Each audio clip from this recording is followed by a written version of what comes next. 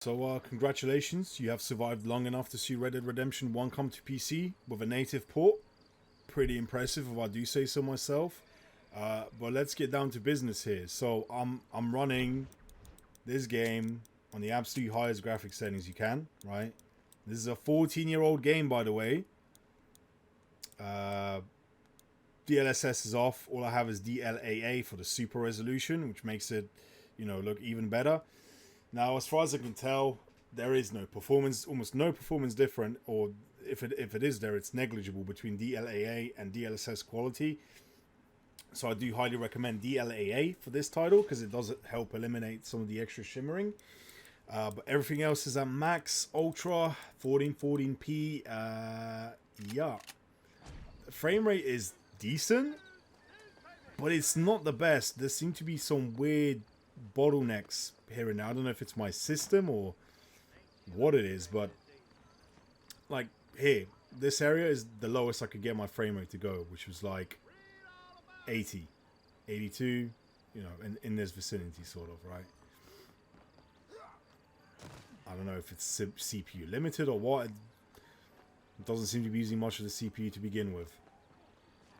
But yeah, it does, create like a performance dip here and there. So it's a 14-year-old game, and I don't see many like visual enhancements over the last port we had of this, which is to PS4 and the and PS4 and the Xbox. And I mean, this at least has some PC features. It's very rudimentary, I would say. Like, there's no texture settings. There's not many settings to begin with. Maybe they'll patch it in later on, but I very much doubt it. But I mean, you got shadow quality, whatever, right? Reflex. You got FrameGen, which will work if you have the mod installed. Now, if I put on FrameGen, I'm gonna get like over 100, 200 FPS. I'll show you here, right?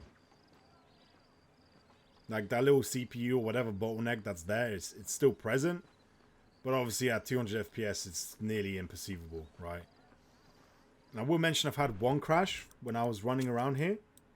I don't know why that was. I don't know if it was FrameGen or what it was, but there was one crash just from running around here. It was just like a generic error message that I got, but other than that, it was fine. So yeah, SteamDeck performance is also pretty good. No stuttering. It's hard to hit 60 FPS consistently in this game on SteamDeck. There will be frame drops, especially when you're looking at the saloon. So I'll show that off on the SteamDeck gameplay I have lined up in the video later. But yeah, I mean, I'm not sure how I feel about the frame rate right now. I would kind of expect a lot 120, even when you look like into empty areas and stuff like that. But yeah, I mean, it doesn't seem to be the case. There are like massive frame dips here. Like, look, that's down to 80 now. I've seen it go as low as 78, so there are issues here for sure. It's not perfect.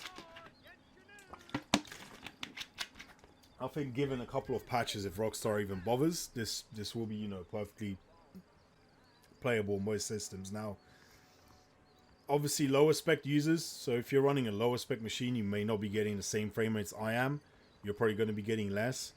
As far as I can see, between low and high, ultra or whatever, right? And the game crashed.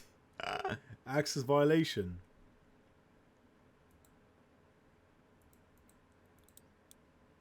Wait, did it crash? What? What was that error message then?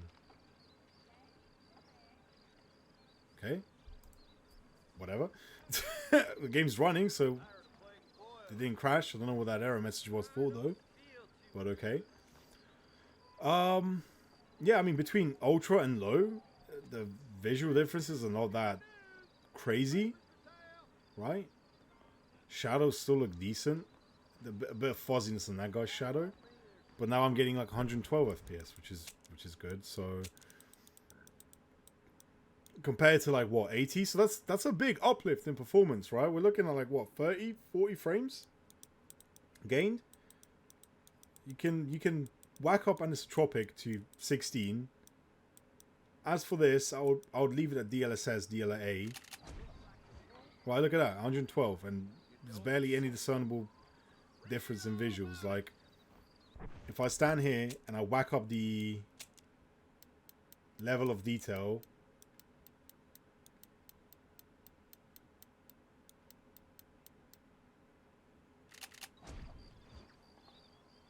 it's like barely any difference. And it's those sliders that definitely put the hit on performance. Like, I don't know, I can't really perceive much of a difference. Maybe there's a few bushes here and there that are slightly more higher quality than the others, right? Maybe rendered in more. I'll try this again. Yeah, I can see some stuff disappearing here and there. Some level of detail related stuff is going away, that's for sure. So there's not as much shrubbery.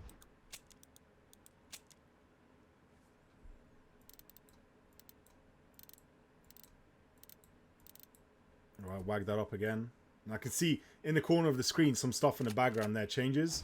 So some further details are being rendered, like some more shrubbery or whatever in the distance is being rendered, right? So if you're on the lower spec machine, definitely whack those settings down a little. That will help you with your frame rate the most. I don't think the shadows or whatever are going to make too much of a difference. You can disable motion blur as well. It's not going to make much of a difference, obviously, but it's nice to see that it's there. So if I whack-a-doodle that up to ultra, right? Yep. Yeah.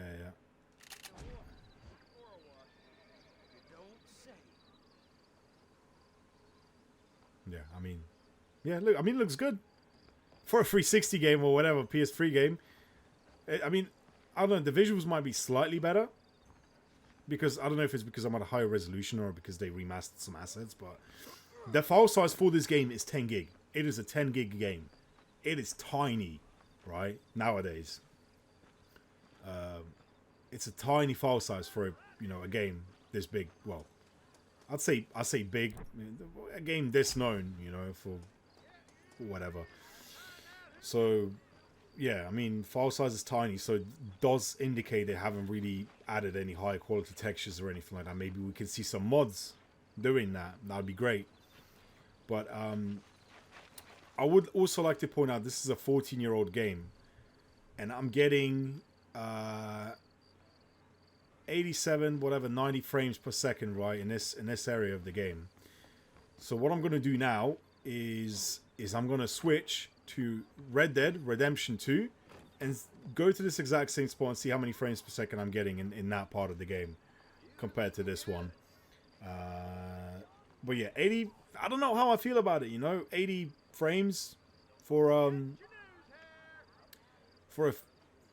14-year-old game that's like from a 360 era. I don't know. There's definitely some improvements to be made here. Obviously, you can alleviate all of that with FrameGen DLSS, but it's not what you want, right? You want your native games to run good, and especially if you're in a lower spec machine, that's not going to be the greatest thing to experience. So, like I said, lower spec machine, whack on that FrameGen mod. I'll show you exactly what I mean. If I go here, browse local files, I'll put in the version, win, whatever, DLSS to FSR, DLL in here, right? You go to Nexus Mods, I'll have the link in the description. You whack those files in. I don't know which one of them worked. I'll just put all of them in there. All seems to be working fine, right? So, yeah. For now, yeah, I'm going to switch to Red Dead 2 Online. I'm going to see what the frame rate is like in that compared to this.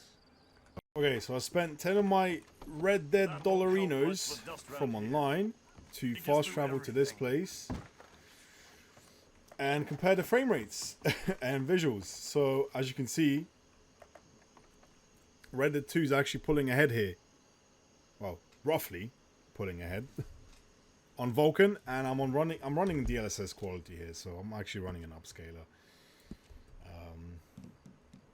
But I'm running on like a mixture of ultra and high, as you can see here. Obviously Vulkan, ultra high, soft shadows are a medium, I don't know.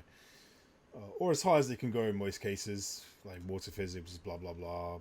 The only thing I don't have is tree tessellation. Don't really see the point, but Yeah, and granted, this is during nighttime, so I think during the nighttime the frames tend to be a bit lower than they would be if it was daytime, I guess. But because of the lights and whatever. But yeah, frame rate here seems more consistent. Right, it's less prone to dipping and fluctuating. I'm looking at the saloon here. I'll ideally wait for daytime so I can do a proper comparison. So I mean, daytime rolled around, right? Maybe not the exact same time of day. I waited a little bit till it's daytime. Frame rate's more or less the same, maybe slightly lower. Probably because of the clouds and the train in the background. Once that goes away, it's more or less the same as it was during nighttime. So yeah, not a major difference. But I mean, Red Dead 2 obviously it is on a different API. It's on Vulkan, so you know, it definitely is. I'm getting a slightly better frame rate, and I would test DirectX 12, but it crashes for me, so I can't really test DX 12 in this area to kind of match what we get in Red Dead 1. But performance is almost the same. If anything, Red Dead 2 comes out slightly ahead here. So I don't know what's happening in the first game. Definitely some sort of how do I put it? Some sort of bottleneck or something that needs looking at. But whether we will see anything, that comes down to Rockstar.